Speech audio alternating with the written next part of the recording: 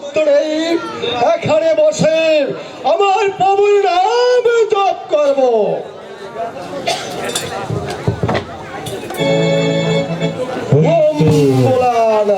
ওই তো নির্জন কানন, যেখানে কোনো জনমানবের সারার শব্দ নেই, যেখানে একা পর্বত সারা আপন বলতে কেউ নেই, যেখানে একা পর্বত সারার জন্য এক ফোঁটা চোখের জল ফেলবে না, তাই তো এলাম আমি এই নির্জন কাননে। কিন্তু কেন আজ আমি এলাম এই নির্জন কাননে? মেহেরবান খোদা তাআলা আমাকে টাকা পয়সা ধন দৌলত কোনো কিছুর অভাব রাখিনি, মাত্র একটি সন্তান আমাকে দেয়নি বলে আজ আমি এই পৃথিবীর মুখে আটকোরা নামে পরিচিত। তাই তো আমার মুখ দর্শনে লাখো লাখো মানুষের মুখে অন্ন জুটে না। তাই তো আমি নির্জন কাননে আমি আমার জীবন রাখবো না। এই নির্জন কাননে আমি আমার প্রাণ বিসর্জন। তুই আমার ধ্যান ভঙ্গ করলে, আমি তোকে দিলাম অভিশাপ, পুত্র শোনে পরমেশ্বর করবে। মরিব আমার যে এই পৃথিবীর বুকে কোনো সন্তান নেই। হরে মূর্খ, তোর পুত্র হবে। কিন্তু মনিবর, এই পৃথিবীর বুকে আমি এমন কি কাজ করলে এই পৃথিবীর বুক থেকে আমার আটকুরা নাম মুছে যাবে? হরে মূর্খ, তোর ছেলের বয়স হবে মাত্র 12। মনিবর না, আমি এই পৃথিবীর বুকে আটকোরা নামে পরিচিত। এই ভালো যাও একটি সন্তান হবে, তার উপর মাত্র দিন 12 দিন, তা তো হবার নয়। মনিবর, আপনি আপনার ভাগ্য ফিরিয়ে দিন। আরে মূর্খ, মনের বাক্য কোনোদিন ফিরিয়ে নেওয়া যায় না। আচ্ছা মনিবর, আপনার বাক্য যদি ফিরিয়ে নিতে না পারুন, তাহলে আমার সন্তানকে এই পৃথিবীর বুকে বাঁচিয়ে রাখার অন্য কি কোনো পন্থা রয়েছে? আরে মূর্খ, বলুন। আর পন্থা আছে। তাহলে আর বিলম্ব কেন? 12 দিনের ছেলের সঙ্গে 12 বছরের কন্যাকে বিবাহ দিতে পারিস, তবে তোর সন্তানকে জীবিত থাকবে। মনিবর, এ কি করে সম্ভব?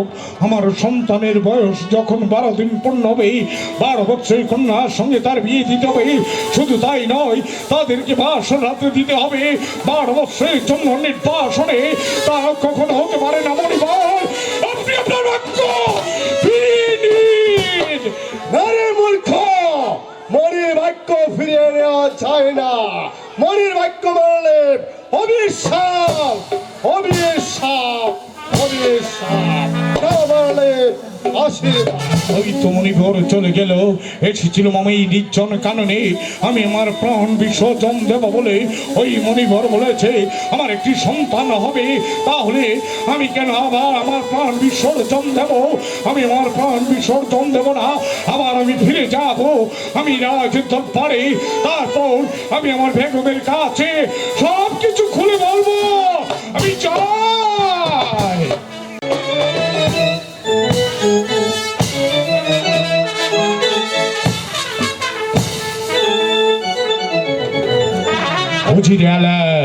বলেন জনা, অন্তপুর থেকে এখন পর্যন্ত সখীরা কোনো সংবাদ নিয়ে আসছে না। তার কারণ আমি খুঁজে পাচ্ছি না। একটিবার আপনি দেখে দেখুন। আমিও তাই ভাবছি, যাব না। দাসীগণ এখনো কেন রাজ দরবারে সংবাদ নিয়ে আসছে না? ওই চেয়ে দেখুন, যাব না। দাসীগণ হাসি মুখে রাজ দরবারের দিকে আসছে জনাব।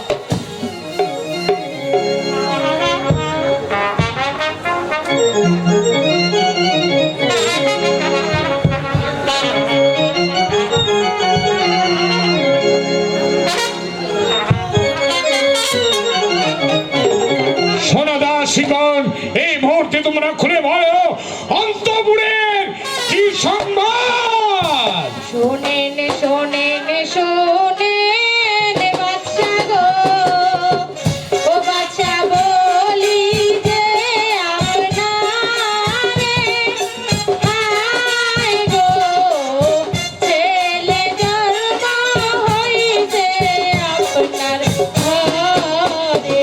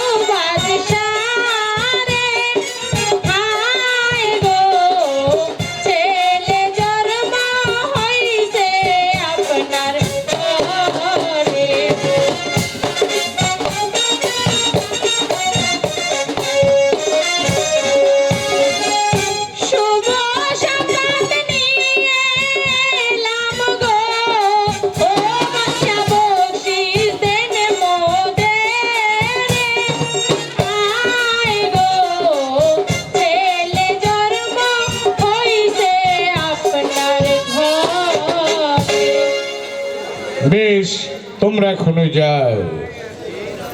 উজিরে আলা, বলুন জনাব। মেহেরবান খোদা তাআলা এই পৃথিবীর বুক থেকে আমার আটকোনার নাম মুছে নিয়েছেন, আমার একটি সন্তান হয়েছে। এবার বলুন উজিরে আলা, আমি আমার একমাত্র সন্তানের কি নাম রাখতে পারি? জনাব, আমি বলছিলাম কি, একজন ভালো রাজ জ্যোতিষী ডেকে এনে আপনার একমাত্র সন্তানের নামকরণ করলে অতি উত্তম হতো জাহাপনা। প্রথম যুক্তি উজিরে আলা, আমি তাই করব। এই কে আছিস রাজ জ্যোতিষী?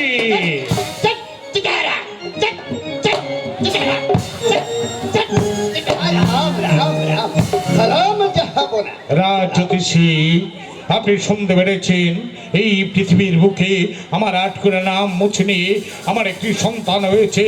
এবার আপনি ভালো করে গণনা করে দেখুন, আমি আমার একমাত্র সন্তানের কি নাম রাখতে পারি। তাই দেখছি জাহাপনা, তাই।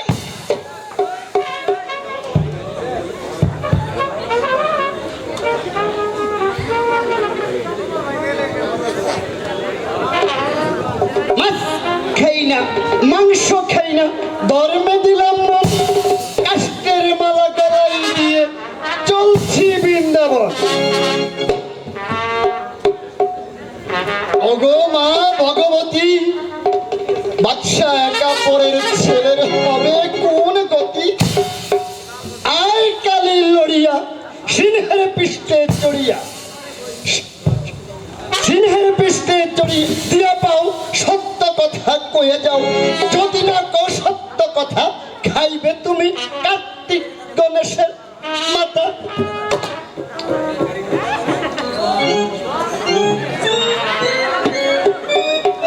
রামের বামে নহে সে সীতা, মহির মধ্যে হিমের শেষ।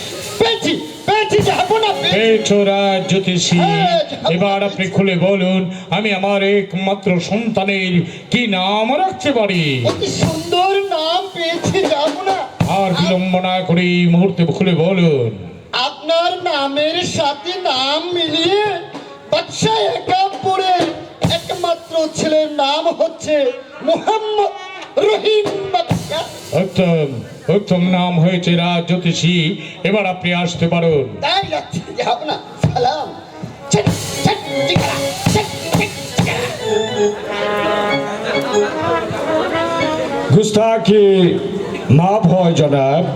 আল্লাহ তাআলা রাব্বুল আলামিনের অশেষ রহমতে ও মনিবরের আশীর্বাদে আপনার একটি সুন্দর ফুটফুটে পুত্র সন্তান জন্মগ্রহণ করেছে। আমাদের রাজ্যের সারা রাজ জ্যোতিষী দ্বারা গণনা করে তার সুন্দর একটি নামকরণ করা হয়েছে জাহাপনা।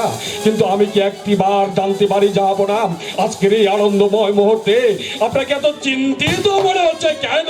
জিরেলা, বলুন জনাব। আপনার কি মনে পড়ে একদিন এই রাজ দরবার থেকে আপনাকে অপমান করে দূর দূর করে তাড়িয়ে দিয়েছিলাম? জনাব, সেদিনের কথা আমি ভুলে গেছি জনাব। আপনি হয়তো ভুলে গেছেন, কিন্তু আমি ভুলে যাইনি। আপনাকে তাড়িয়ে দিয়ে আমি রাজ দরবার থেকে চলে গিয়েছিলাম ওই নির্জন কারণে আমি আমার প্রাণ বিসর্জন দিতে। তারপর কি হয়েছে জানেন জিরেলা? আমি যখন আমার প্রাণ বিসর্জন দিতে উদ্যত হই, সাক্ষাৎ হলো এক মণিবরের সঙ্গে। ওই মণিবর কি বলেছে জানেন? আমার একটি সন্তান হবে। তবে কিন্তু জিরালা, আমার সন্তানের পরমায়ু মাত্র জিরালা। আর কি কোনো পন্থা নেই আছে জনাব? জিরালা, আছে। আমার সন্তানের বয়স যখন 12 দিন পূর্ণ হবে, 12 বছরের কন্যার সঙ্গে তার বিয়ে দিতে হবে। শুধু তাই নয় জিরালা, তাদেরকে বাসরাত্রে দিতে হবে 12 বছরের জন্য নির্বাসনে। তাহলে আমার সন্তানের বয়স হবে 112 বছর। তাতে ভাবনার কি আছে জাহাপনা? আপনার অত্যন্ত বিশ্বস্ত এই উজিরে আলা তো রয়েছে। আপনি একটি বার আমাকে আদেশ করুন, যেমন করে হোক, যেভাবে হোক 12 বছরের কন্যার সন্ধান আমি করবো জাহাপনা। হ্যাঁ উজিয়ালা, আপনি আর এক মুহূর্ত বিলম্ব করবেন না। এই মুহূর্তে ছুটে যান রাজ্যের এক প্রান্ত থেকে অন্য প্রান্ত পর্যন্ত, রাজমহল থেকে ছিন্নকুটির পর্যন্ত। আগামী শুক্রবার যার কন্যার বয়স 12 বছর পূর্ণ হতে যাবে, তাকে রাজকীয় সম্মান দিয়ে আপনি তাকে রাজ দরবারে নিয়ে আসবেন।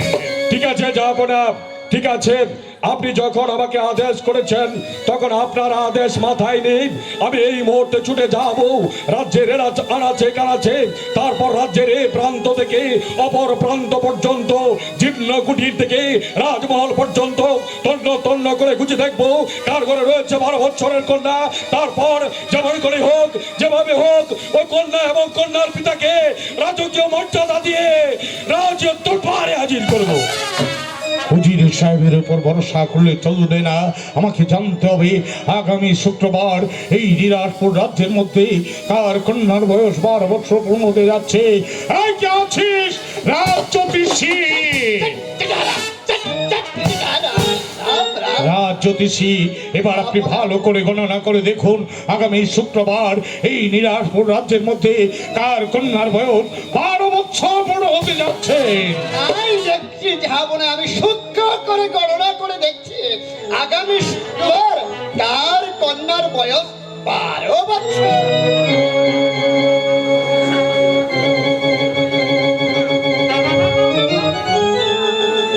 তাই তাই তাই শ্বশুর বাড়ি যাই, শ্বশুর বাড়ি যে ভালো মন্দ খাই, তাতে দোষের কি ভাই? এই তো উজান গায়ের কাজীর চরের মোহাম্মদ রফিক কাজীর একমাত্র মেয়ে আখি বেগমের বয়স 16 বছর 3 মাস। না, এটা হবে না, ভালো করে দেখি, ভালো করে দেখি। ও ওই পুপাড়ার জলিল মিয়ার মাইয়া, হ্যাঁ? ওরে বাবা রে বাবা, জিয়াসমিন বেগম, ওর বয়স 17 বছর 12 দিন। না, এটাও হবে না, এটাও হবে না, এটাও হবে না। যাই হোক, পশ্চিম পাড়ার মুকবুলের মাইয়া পায়েলের বয়স তো 18 বছর 9 দিন। না, এটাও হবে না, এটা হবে না। হরে কৃষ্ণ হরে কৃষ্ণ হরে কৃষ্ণ কৃষ্ণ হরে রাম রাম রাম হরে হরে হরে রাম। পেয়েছি পেয়েছি যাবো না, পেয়েছি। পেয়েছো রাজ্যোতিষী? তাহলে এবার খুলে বলুন আগামী শুক্রবার এই দিনাজপুর রাজ্যের মধ্যে কার কন্যার বয়স 12 বছর পূর্ণ হতে যাচ্ছে। যাবো না, আমার যে বলতে বড্ড ভয় করছে। আমি আপনাকে বই দান করলুম, খুলে বলুন। যাবো না, 12 বছর পূর্ণ আগামী শুক্রবার যে মেয়েটা হবে সেটা আপনার মহলেই রয়েছে। আমার মহলে রয়েছে। হ্যাঁ, ও হ্যাঁ। ঝিরালা, আপনার কথা আমি ঠিক বলতে পারছি না, খুলে বলুন। আপনার মহলে মানে আপনার একমাত্র বিশ্বস্ত উজিরে আলার একমাত্র মেয়ে রূপবাঙ্গাসা আগামী শুক্রবার 12 বছর পূর্ণ হতে চলেছে। বেশ রাজ্যোতিষী, এবার আপনি আসতে পারুন। তাই যাচ্ছি, যাবো না। সালাম সালাম। পেলাম না, যাবো না, পেলাম না। আমি সারা রাজ্যময় তন্ন তন্ন করে খুঁজো 12 বছরের কন্যার সন্ধান আমি করতে পারলাম না। যাবো না। সমস্ত রাজ্য ঘুরেও 12 বছরের কন্যার সন্ধান করতে পারেননি, কিন্তু আমি রাজ দরবারে বসে 12 বছরের কন্যার সন্ধান করতে পেরেছি। তাই যদি হয় যাবো না, একটি বার আমাকে খুলে বলুন কার ঘরে রয়েছে 12 বছরের কন্যা। আমি এই মুহূর্তে উল্কার মতো ছুটে যাবো ওই কন্যার বাড়িতে, তারপর যেমন করে হোক, যেভাবে হোক, ওই কন্যা এবং কন্যার পিতাকে রাজকীয় মর্যাদা দিয়ে রাজ দরবারে হাজির করব।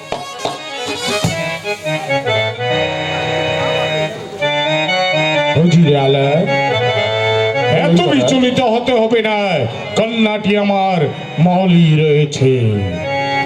যাবো না, খেয়ালি পোনা রেখে একটি বার আমাকে খুলে বলুন কার ঘরে রয়েছে 12 বছরের কন্যা। শুনতে চান উজিরে আলা? বলুন। তাহলে শুনুন, আগামী শুক্রবার আপনার একমাত্র কন্যা মা রূপবানের বয়স 12 বছর পূর্ণ হতে যাচ্ছে। তাই আমার একমাত্র সন্তান রহিম বাচ্চাকে বাঁচাবার জন্য আপনি আপনার একমাত্র কন্যাকে আমি ভিক্ষের রূপে চাই।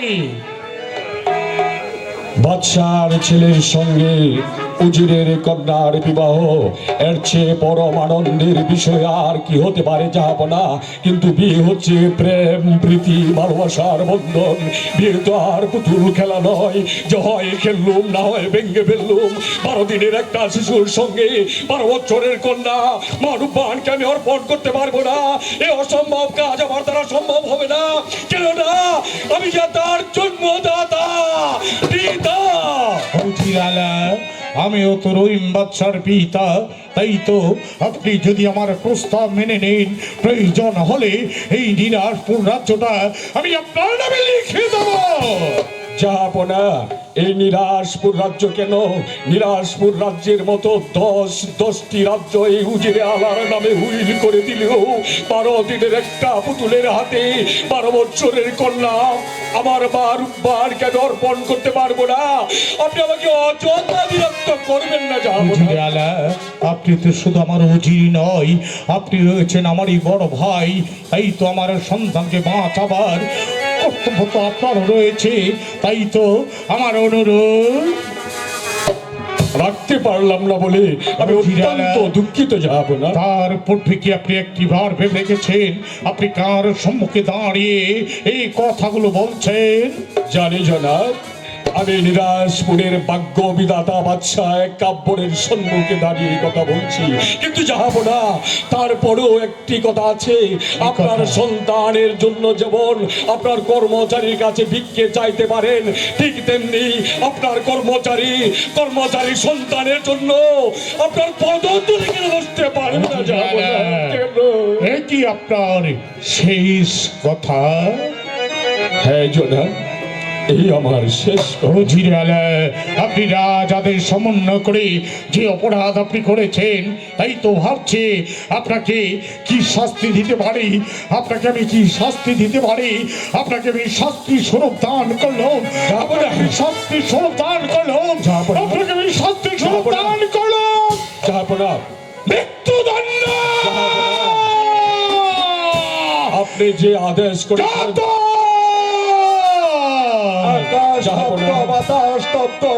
চারিদিকে নীরব নিস্তব্ধ। বহুদিন ধরে ঘুমিয়েছিলাম, আজ জানি না হঠাৎ করে কেন বাদশাহী মহলে ডাক পড়েছে। জানি না কোন মায়ের সিঁদুর খালি করতে হবে, জানি না কোন মায়ের মুখ খালি করতে হবে, জানি না কোন হতভাগার জীবনের লীলা শেষ করে দিতে হবে। কি আদেশ জাহাপনা? সাল্লাত, তুমি এই মুহূর্তে উজির সাহেবকে বন্দি করে মধ্যভূমিতে নিয়ে যাবে। তারপর তাকে হত্যা করে তার তাজা রক্ত এনে আমাকে উপহার দেবে। নিয়ে যাও। আমি তাই করছি জাহাপনা।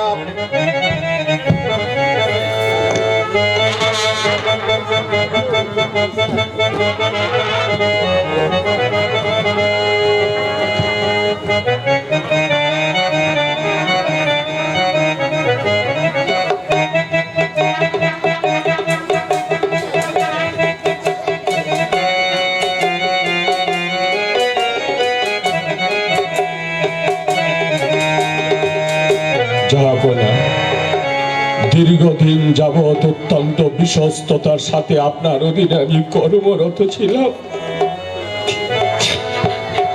নিজের অজান্তে যদি কোনো ভুল করে থাকি, তাহলে আপনি আমাকে নিজ গুণে ক্ষমা করে দেবেন। আরো একটি অনুরোধ করছি জাহাপনা, আমার অবর্তমানে আমার মা রূপবানকে যেন অন্যায় ভাবে চিনিয়ে আনার না।